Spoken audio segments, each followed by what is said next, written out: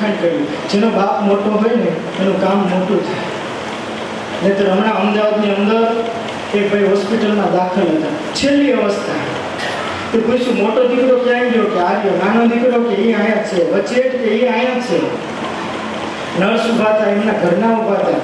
ત્યારે ભાઈ ભાગ પાડવા માંડ્યા કે જે આ સરદારનગર નેહરુ બ્રિજ પાસે જે ફ્લેટો રહ્યા એ બધા મોટા દીકરાને, આ 10-15 જે ફ્લેટ છે, આ બાજુ જે 2-3 સોસાયટીઓ રહી એ બધી વચ્ચે જ નહીં, અને આ બાજુ 40 બંગલા રહ્યા એ બધા નાના છોકરાને. ત્યારે નર્સ કે વાહ બેન, તમારા પતિ પાસે આટલી બધી મિલકત, તમારે કંઈ ચિંતા જ નથી. ત્યારે બેને કીધું એવું નથી તો દૂધવાળો છે, કે દૂધ દેવા જવાના ભાગ પડ્યા. સુધા એનો બાપ નાનો હતો, પણ આપણને તો આ સર્વોપરી પુરુષોત્તમ નારાયણ મળ્યા, અને જ્યારથી મળ્યા ને ત્યારથી આપણું કલ્યાણ થઈ ગયું, એમાં કોઈ શંકા જ નથી. પણ એવા ભગવત સ્વરૂપ સ્વામી, હરિનારાયણ સ્વામી, આવા સમર્થ સદગુરુઓના વારસો લઈ પૂજ્ય ભક્તિલ સ્વામી આ મંદિરમાં રહીને આપણને સુખ આપી રહ્યા છે. તો એમની અનુભૂતિમાં રહી એમનો રાજીપો લેવો, એથી કોઈ મોટું આપણે કામ નથી. અને આ 4 છોકરાધારી મહારાજ આપણને મળ્યા, એમાં આપણે બધું જ આવી ગયું, બીજું કંઈ કરવાનું નથી. સહજાનંદ સ્વામી મહારાજની ખૂબ સરસ લાભ આપ્યો પૂજ્ય સેવા વત્સલ સ્વામીએ. એમણે પુરુષોત્તમ સ્વામીનો વારસો રાખ્યો. સ્વામી આનંદ કરાવે, મનોરંજન કરાવે, અને સહેજે જ એમની સાધુતાના દર્શન કરીએ ત્યારે હૈયું ઠરે એવા એક સત્પુરુષ આપણી વચ્ચે બેઠા છે, એનો આપણને હૈયે સંતોષ રહે. પૂજ્ય પુરુષોત્તમ ચરણ સ્વામી અચૂક દર્શન દેવા પધારશે જ એવી આપણા સૌના હૃદયની ભાવના છે. આવો, હજુ તો જેમ જેમ દિવસો જશે એમ ઘણા બધા સંતોના આપણને દર્શન, અમૃતવાણી અને આશીર્વાદનો લાભ પ્રાપ્ત થવાનો છે. છૂટા પડીએ એ પહેલા થોડા કામુદ્રાના હરિભક્તોને યાદ કરી લઈ. અમારે નટુભાઈ પૂજારાને હું વિનંતી કરીશ કે સ્વામી પાસે આશીર્વાદ સ્વીકારવા પધારો, અને એ જ રીતે અમારા ગોવિંદભાઈ ઘડિયાળી તેઓ પણ ખાસ પધારો. અને પૂજ્ય આ સાથે જ આપણે આજનું આ કથા સત્ર મહારાજના ચરણોમાં વિરામ આપીએ છીએ. ઠાકોરજી જમાડી મંદિરે થોડી વાર દર્શન કરવા હોય તો દર્શન કરવા પધારજો. અને ધાંગધ્રા વાસીઓ હવને જાણ કરતો, રાઈતે હવે દુકાન વધાવી કથામાં આવો મારા ભાઈ, સમજ્યા? એટલે રાઈટનું સેશન સિટી વાળા માટે, આ બપોર પછીનું 3 થી 6 નું સેશન ગામડા વાળા માટે, અને સવારનું સેશન હરિભક્તો માટે, સમજ્યા? સવારે 7:30 વાગે પડીએ, પણ દર્શન કરતા કરતા જઈશો તો થોડું અહીંયા ગળદી ઓછી થાય, બરાબર? તો આ રીતનું દરેક હરિભક્તો શિસ્ત વ્યવસ્થા જાળવે. બોલો સ્વામિનારાયણ ભગવાનની. પૂજ્ય સાંખી યોગ કારણ નામ ધેયમ શ્યામમ શીતમ વિભુજમેવ ચતુર્ભુજમ ચ ભક્તિ ધર્મ તનયમ શરણમ પ્રપદ્યે.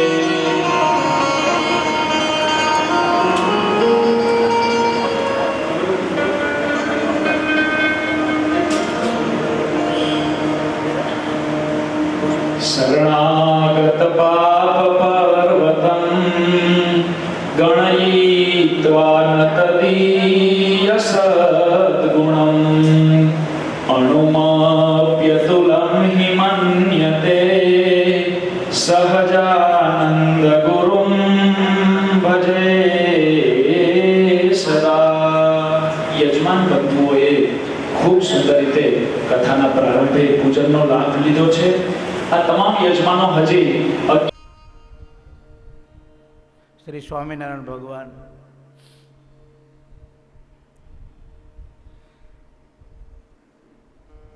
સદગુરુ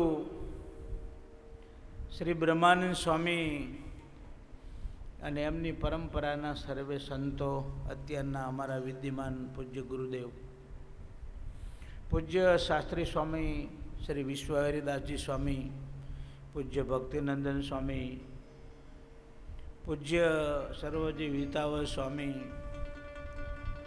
પૂજ્ય નારાયણ સ્વામી, પૂજ્ય વિશ્વવંદન સ્વામી, બાલા સંગીત મિત્રો અને શ્રોતા ભક્તો, માઈઓ, બહેનો, માતાઓ,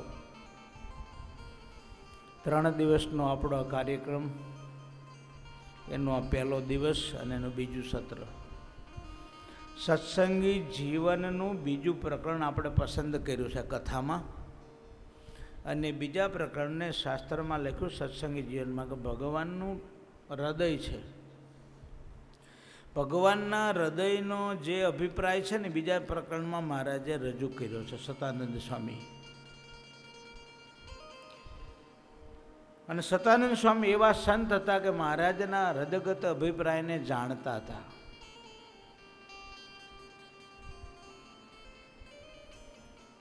ભેગા રહેવું અને દિલમાં સ્થાન પાવું, બેમાં ફેર છે. સદગુરુ ગુણાતીતાનંદ સ્વામી વાતોમાં એમ કે એક કુટુંબમાં 60 જણા એક રસોડે જમતા હોય ને તો બધા ભેગા રહ્યા કહેવાય. 5-5, 7-7 ભાઈઓનું કુટુંબ હોય અને એનો વસ્તાર હોય 2-2, 5-5, 10-10 જણા, તો 60-70 જણા એક રસોડે જમતા હોય. જોકે એ દુર્લભ છે, બધે એ બનતું નથી. સુરતમાં એક કુટુંબમાં એકી સાથે 180 જણા જમે છે, કાયમ સમયો એને, 3 ટાઈમ, સવાર, બપોર, સાંજ. પણ સ્વામી તો એમ કહે છે બધા એક રસોડે જમતા હોય, પણ હેત તો પતિ, પત્ની ને પુત્રો એટલાને હોય. ભાઈનો દીકરો ભાંગી જાય ને, પડી જાય ને, હાથ પગ ભાંગે ને તો દુઃખ તો થાય, પણ પોતાનો દીકરો ભાંગે એટલું ન થાય. લાગણી તો દર્શાવાય, ઓહો વાગી ગયું એમ તો માણસ કહે છે. પણ જે હેત, જેની સાથે છે ને હેત, એ ભેગા રહેવા કરતાંય અધિક છે. સતાનંદ સ્વામી મહારાજની ભેગા રહ્યા છે, ચરિત્રોના સાક્ષી છે.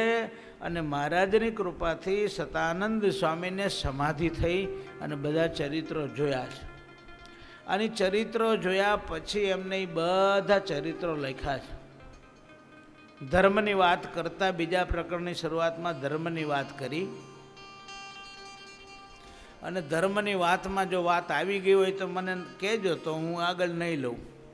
ધર્મની બાબતમાં મહારાજ કે ધર્મ પાળવાનો સંકલ્પ કરે અને મૃત્યુ પામે ને તોય સ્વર્ગને પામે. એમ નક્કી કરે કે મારે એકાદશી રહેવી છે, અને એકાદશી આવ્યા પહેલાં મૃત્યુ પામે તોય સ્વર્ગમાં તો જાય. ધર્મ પાળનાર મનુષ્ય કદાચ ભીખ માગીને ખાય ને તોય શ્રીમંત છે, એમ લખ્યું શાસ્ત્રમાં.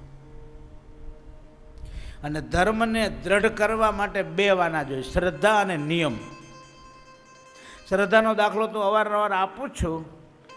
એક ગામના પાદરમાં એક જુવાનીયો છોકરો ભણી ગણીને તૈયાર થયો, એટલે છોકરાએ નક્કી કર્યું કે નોકરી નથી મળતી, એટલે આંટા મારવા માટે નદી કિનારે જાય.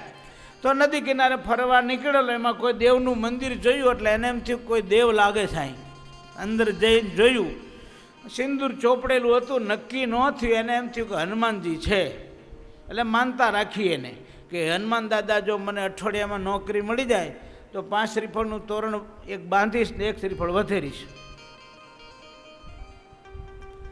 અને ભગવાનને કરું ને આ જુવાનીને બીજે દિવસે નોકરી મળી ગઈ. ત્રીજે દિવસે આ 5 શ્રીફળનું તોરણ અને 1 નાળિયેર લઈ અને ભગવાનની પાસે માનતા પૂરી કરવા જાય છે. અને બરોબર આને પગથિયા ચડવા, અને એક આશ્ચર્ય થયું. એક બેન પોતાનો 1.25 વર્ષનો દીકરો અને એને પગે લગાડતા હતા અને કે હે ખોડિયાર માં, આ તમારી કૃપાથી મારા દીકરો થયો અને હવાવરાનો થયો, અને એની માનતા પૂરી કરવા માટે આવીશું. એટલે આ મારા દીકરાની માનતા પૂરી માનજો ને હાજો નરો રાખજો, એના પર કાયમ મીઠી નજરને કૃપા દ્રષ્ટિ રાખજો. અને ઓલો જુવાનીઓ પહેલા પગથિયે સ્થિર થઈ ગયો. એ કે આ ખોડિયારમાં છે? કે હા. જુવાનીઓ કે ના. બેન કે હા. બેન કે ખોડિયારમાં છે, મને માનતા રાખી ત્યાં દીકરો થયો. પણ કે એ તો 2 વરાની વાત છે ને, તમે માનતા કરી. મેં માનતા રાખી 2 દિનની જ વાત છે. મેં માનતા કરી હતી કે જો આ હનુમાનજી મને નોકરી અપાવે તો હું આ 5 શ્રીફળનું તોરણ બાંધીશ ને 1 શ્રીફળ વધેરીશ. અને મારે પરમ દિવસે મેં માનતા રાખીને કાલે મને નોકરી મળી જાય, આજુ માનતા કરવા આવ્યો છું. માટે આ તો હનુમાનજી. બેન કે ના, એ તો ખોડિયારમાં જ છે. બેયને ચર્ચા થઈ. બેયને રખજે કાલે ત્યાં પૂજારી આવ્યા પૂજા કરવા. પૂજારી આવ્યા એટલે પૂજારીને પૂછે છે, પૂજારી ઉભા રહો, આ દેવ કોણ છે? મારી ભૂખ જાણે કે? આપણે આવા તો પૂજારી નથી ને. આપણે પૂજા કરી, આરતી ઉતારી, થાળ ધરાવી, સ્તુતિ કરી, માનસી કરી, પણ એવા પૂજારી તો નથી કે આપણે ભગવાન સ્વામિનારાયણને જાણી નહીં. ભગવાન કોને કહેવાય, ભગવાન કેવા હોય જાણી નહીં, તો આપણે એવા જ પૂજારી ગણાય. આ કે મને ખબર નથી, મને તો 500 રૂપિયા મહિને આપે છે એટલા માટે હું પૂજા કરું છું. મારે તો ટપાકાનું કામ નથી, રોટલાનું કામ છે, પાડા પાડીનું કામ નથી, મારે દૂધનું કામ છે.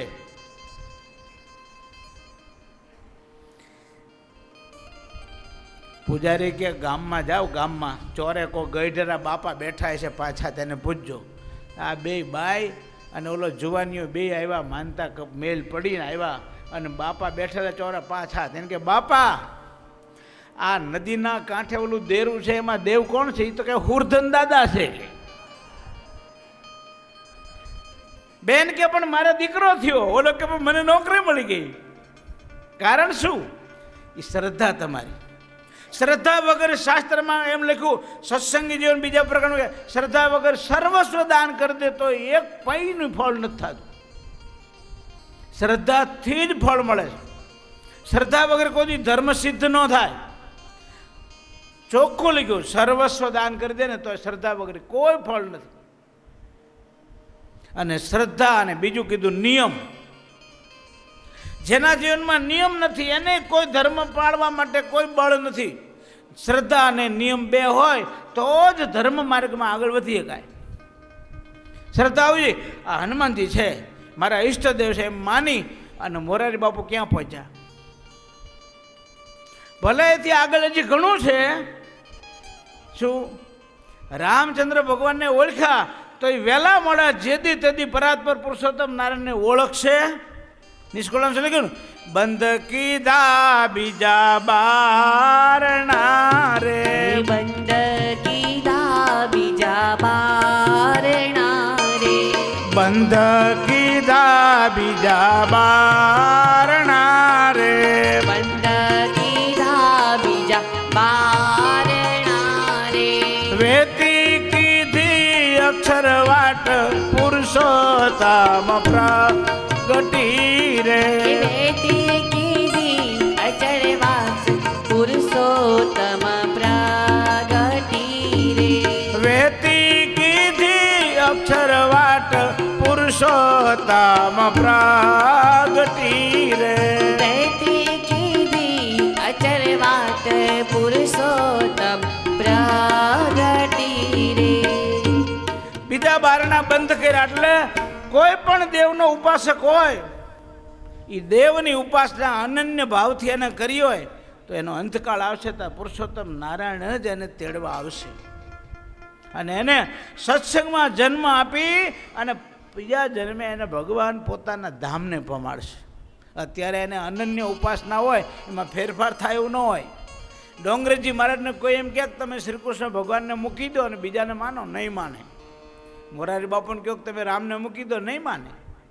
કોઈ માતાજીનો ભગત જ એમ કહે છે ઓહો મારા માતાજીની મેર તો જુઓ, આ ભગવાનને કેવા શણગાર કર્યા છે, એ એમ માને છે કે આ ભગવાનને મારી માતાજીના મેરને કારણે ભગવાનને એવી સેવા થાય છે.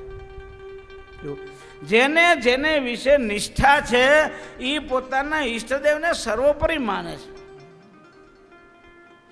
એની ઉપાસના અનન્ય છે તો એ વહેલો મોડો ભગવાનને પામશે પામશે ને પામશે. કોઈને નથી માનતો એના કરતાં કોકને માને છે હારો છે. દુનિયામાં ઘણા માણસો કે આપણે માનવું જ નહીં, સાચું મનાય, સાચું કેમ માનવું, આ પ્રતીતિ જ ન આવે. આ જગત પ્રકાશ સ્વામી ડભાણવાળા સુરેન્દ્રનગરમાં હું પાર્ષદ હતો ને કથા સાંભળવા જતો હતો, દાખલો કીધેલો. એ કે હું કથા કરવા ગયેલો, સામે મૂર્તિ રાખું ભગવાનની. એટલે એક ડૉક્ટર આવ્યો, કથા પૂરી થઈને મને કે આ તમે દંભ કરો છો, ખોટું દેખાડો છો. મૂર્તિ સામે રાખો, જ્યાં હોય સામે ને સામે. ભગવાન તો બધે છે, નથી? હવે બધે છે એ કહેવાનો કોને અધિકાર છે ખબર છે? જેને બધે અનુભૂતિ છે એને. નથી જવું એને નહીં. મંદિર નથી જવું એટલે કે બધે ભગવાન. તો જાજરૂમ બેહી રહે લે, ત્યાં ભગવાન છે. અખંડ બેહી રહે ને. ભગવાન બધે છે, પણ જ્યાં ભગવાનનો અનુભવ થાય એવી આજુબાજુનું વાતાવરણ છે અહીંયા જવાથી આપણને જલ્દી ભગવાન મળે છે, અનુભવાય છે. એટલે એ જગત પ્રકાશ સ્વામીને ઓલા ડૉક્ટર એમ કહે છે કે બોલો તમે આ મૂર્તિ સામે રાખો છો તો આ મૂર્તિ આ ભગવાન છે મૂર્તિમાં? અરે ભાઈ, આ પ્રશ્ન તમારો છે ને એનો જવાબ તમને નિરાતે મારા ઉતારે આવજો રાત્રે. એ કે નહીં સ્વામીજી, જવાબ દેવામાં હું 1 મિનિટ થાય કહો. એને એમ થયું કે આ જવાબ અત્યારે દેતા નથી કે સ્વામીજી પાસે જવાબ નથી એમ. અને જવાબ દો. ઓલા જગત પ્રકાશ સ્વામી કે તમે શું ધંધો કરો છો? હું દાંતનો ડૉક્ટર છું, ડેન્ટિસ્ટ. મારી આ બાજુની ઉપરની દાઢ દુઃખ જ કાઢી દો. આઈ નો નીકળે. ડૉક્ટર કે આઈ નો નીકળે. કેમ? તમારે દવાખાના આવવું પડે, મારે ઇન્જેક્શન મારવું પડે, ખોટું કરવું પડે, મારું પકડ લેવું પડે, મારા હથિયાર મોજા પકડવા પડે, પછી ખેંચીને કાઢવી પડે, નક્કી કરીને કઈ દુખે છે બીજી ન કાઢ નાખે. ઘણા ડૉક્ટરો બીજી કાઢ નાખે. એક ડૉક્ટરે ડાબા પગને બદલે જમણા પગનું ઓપરેશન કરી નાખ્યું, પછી ખબર પડી